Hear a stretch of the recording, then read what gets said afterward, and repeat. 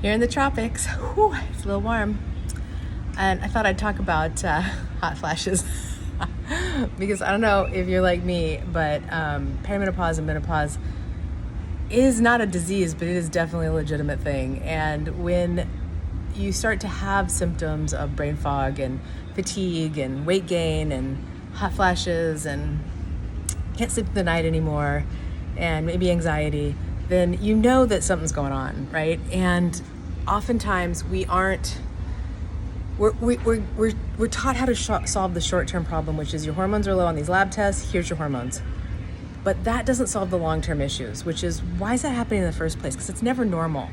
And so there are labs that you can run that look for those long-term issues. And if you haven't had them, you really need to make sure you get them. You need a microbiome panel to look at your estrobolome, which is the bacteria that can take throw away estrogens and put them back in circulation.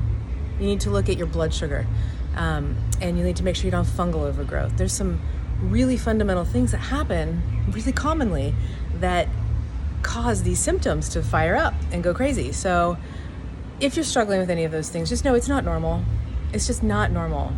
And if the short-term problem got solved, but the long-term problem didn't, then it's really important that you have somebody help you with those long-term issues, because you'll end up with farther downstream issues that can be quite serious.